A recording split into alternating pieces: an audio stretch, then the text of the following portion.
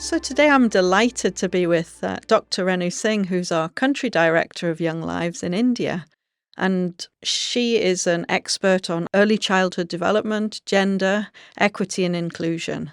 Renu has over 30 years of teaching experience, teacher education, early child development, policy analysis and research in India and overseas. She's held post as the director of the School of Rehabilitation Science at the University of Delhi. She's been the director of Save the Children in India. She's been on several working groups in the education sector, and she's a research associate here at the Oxford Department of International Development. So, Renu, thanks for joining me. Thank you very much, Cath, and thanks for the introduction. Thank you. So, I wanted to hear more about your own journey. I mean, you've been a teacher and now you work in education policy. So, yeah, how did it all begin? Yeah, it all began, I think, when after I had my children, I realized that I love kids. I didn't know that till then, to be honest. And I then decided to train as a Montessorian. It probably runs in the family. My mother ran 35 schools, Montessori schools, and I grew up as a Montessori child. And so that for me was, I guess I thought I didn't really have what it takes to be a good teacher. So like I said, it was quite late that I moved into the education sector, and then I set up a school in Dubai. That's how it started. I ran a Montessori school, and that's we had about, I think, 20 odd nationalities, children from different nationalities, and we had children with disabilities, and I realized that I wanted to do more for children with disabilities. So that's when I trained to become a special educator. And in fact, I went on to do my PhD in inclusion of children with disabilities, and set up, when I came back to India, I had the opportunity of setting up the School of Rehab Sciences, the first one of its kind, because we had no training programs at that stage at the postgraduate level for special educators to be trained. And so there were no human resources available. And that's what actually moved me from being a direct hands-on practitioner, though I continued to teach for 2 days. And that was my understanding with the university, that I would go into classrooms and continue to teach twice a week if I wanted to hold on to that academic position, because I couldn't think of not being with children and and bringing back all that to the classroom with the trainees. So, and then I think over the years, I moved to Save the Children when Save the Children India was being set up, because it gave us a chance to actually look at changing programs on the ground, and being contextual and responding to the needs of different states. And Young Lives was actually part of my portfolio in SAVE, because we were the policy partner. And yes, I guess the rest is history. I've been now part of Young Lives since 2010. That's fantastic. And I mean, not all academics have that direct experience working as a teacher. So I can see how your passion is coming through. And so, so obviously you're based in India, and one of your big passions is around gender inequality and, as you said, inclusion, disability inclusion. So how do you see the situation? Do you see things improving in India over time since you've been working on these issues of gender and disability inclusion? I think so. I think, because even gender has many layers, so there's you today, we're talking of inclusion, across genders, beyond just binaries. We're talking of, discrimination that happens because of caste and gender, because of location, caste and gender, because of ability, caste, gender, and location. So look at the multi layers of exclusion that happens, and I think that today there is more dialogue, and I see that as definitely progress, because at least we are now opening up to discussing a lot of things which were constantly brushed under the carpet. Patriarchy still continues to remain. I don't think social norm change happens overnight, and it will take a long, long time because it's so. I think it's almost institutionalized in our very fabric. But I think you can see that the younger generation is now questioning, and there is more freedom given to girls, in terms of at least choosing what they want to do. Though even today, many, it's all about the resources that families have. Yet child marriages are continuing, so girls often are left, don't have the opportunities to continue education. So yes, I think definitely there is progress, but is it fast enough? I don't think so. There is a lot that we still have to do. Yeah. Yeah, and in our own work in Young Lives, we see that gender disparity coming out quite strongly in terms of education outcomes.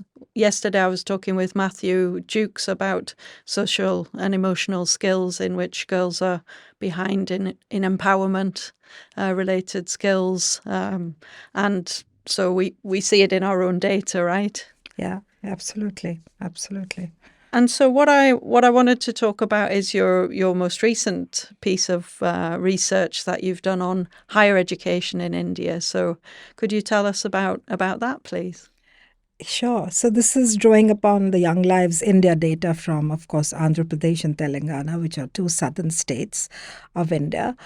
So, of course, you can't generalize our findings to the rest of India. But if you look at the data that we have, at the all India level, there are barely a 27.3% GER, which means of young people who are actually completing, and actually not even completing, going into higher education. And this particular paper looks at completion of higher education. So we've kind of taken it a little further. So it's not just about access to higher education, but how many completed higher education. And therefore, I think it makes a little, a contribution, particularly in light of the National Education Policy 2020, which is now aspiring to have at least 50% of young people enter higher education. So that's the background to the paper. Yeah, so it's an important issue then. And so what do we find? Do we find that what are the factors that are causing young women to not complete their education in the way that maybe young men can? Right. So, I mean, there is definitely a gender disparity with significantly lower percentage of women in our cohort. We only did this paper with the older cohort because they had turned 26 in round 6. So this is drawing upon the longitudinal data, of course, also from round 1 and 2, but mainly round 6 because we could see how at 26, most of them would have completed higher education, right? So we find that 34.5% only of the women had completed higher education compared to almost half the men, just over 50%. So you could see that, there is a significant difference. We used, a discrete time hazard model to actually examine, when they've dropped out and what have been the factors. And because Young Lives has panel data, we could actually pick on some of the early, individual factors as well as household factors. So, of course, at the household level, we looked at parental aspirations. We looked at wealth index, of course, but we also looked at, rural-urban divide. And at the individual level, we looked at how many children actually had gone into paid work, for example, at age 12. And we find all these factors, their own occupational aspirations at age 12. And even that, we have maths achievement test results. We have the PPVT, which is a picture Peabody vocabulary test, which is like a proxy for cognition that we've been collecting in the rounds. And all these have significant relationship with, with higher education completion. Often we don't find, we overlook these very critical associations. And I think, the paper draws focus on, things like domestic chores, for more than a particular number of hours at age 12, and how it impacts girls, particularly compared to boys. And so does paid work. Absolutely. I think this is one of the really fascinating parts of the paper, is saying that even at age 12, we could almost predict who would be able to succeed in higher education based on the chores they have to do, the test scores that they get. And this is quite striking, I think, and important. Yeah, we shared this with Niti Aayog, which is our policy think tank, about 2 weeks back. And I was saying that, this all the more reason draws attention to the fact that we need to now work with parental aspirations. That doesn't cost a lot of money. Can we use pupil-teacher, the parent-teacher association meetings to build their aspirations and to have dialogues with how important it is. And girls can do, better, if not as well as boys, and give those messages, get role models of alumni from schools to come and talk to parents, things like, which are not, they're not such resource intense interventions and easy interventions to do. So we were talking to the ministry about this, and I hope they will take it on. But I think the bigger issue still is son preference. And until we really, go down to running a huge campaign to address this, and I think as a country we are ready for something like this, because, you've got upper middle class, households now realizing that, girls can do as well, if not better than boys, people. But you still have a larger population, which still has a very strong son preference. So if there is a choice between where are we going to put our money, they will still spend on the boy. Yeah, well, this is a really big issue to address, Renu. I mean, you yourself are a role model, I think, for women.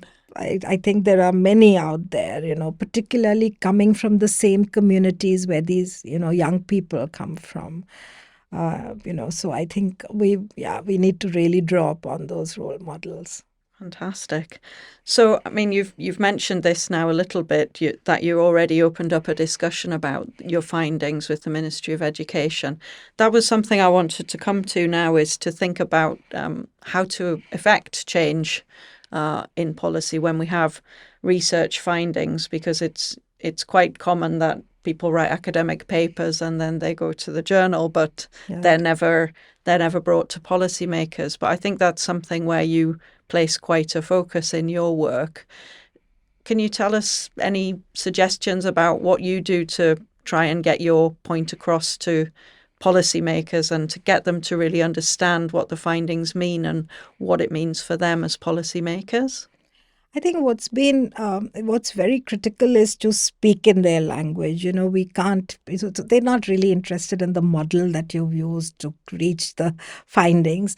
What they're interested in is what implication does it have for our programming? What is it that we could do easily? And it needs to be scalable, it needs to be cost effective. So when you even talk about the findings, they have to relate to, something that is doable. So we try and make those pitches, and we also write policy briefs in Young Lives exactly for that reason, to make it simple and not to get into the methodological issues, but to just give clear messages to policymakers about things that they could do. So just translating the findings into just clear, interventions that can be taken up, not just the ministry, but also partners like the UN, like UNDP or UNICEF. I mean, all of them can really learn a lot from some of these findings in terms of what interventions they could do on the ground when they're doing these large-scale programs with government schools and with rural communities, etc. Thanks, Renu. So the fight continues for equality in education. Absolutely. Not just equality, because equality in education will come when there's equality overall, when you have the same space to express yourself, and girls are given the same standing as the son is in the household. I think it begins very early. It starts from the nutrition the child gets, a girl child vis-a-vis the boy child. I mean, and I think that then moves on to the educational sphere, the health sphere, a lot of other things. And you mentioned agency. I mean, we need to really unpack that. It's not just about learning, but it's also about these young people, believing in themselves and having the agency to drive and reach the ambitions that they have for themselves. Absolutely, and I think you've been to see the field workers who are actually right now doing our survey for round 7. Yes. We're already in the field. We're really happy that we're able to locate and track a lot of our older cohort and younger cohort, even though they have moved. Many of them, especially the girls, have got married and gone into new homes. So these are new homes that they have. But yes, I think we have, I think a very good set of supervisors who have those contacts on the ground, who are able to then locate them. And so, yeah, we're very excited. We're really looking forward to the data coming in and learning more about what's happening to our young index children, both younger cohort and older cohort. Absolutely, and that's when we're going to find out where they are now with their education, with their agency, and especially all the these. younger cohort. Yes, because they're 22 now, so we will know more about their educational trajectories for sure. Yeah, exciting times. Yes, absolutely. Well, thank you, Renu, for taking the time to talk, and my pleasure, it's fascinating. Completely. My pleasure.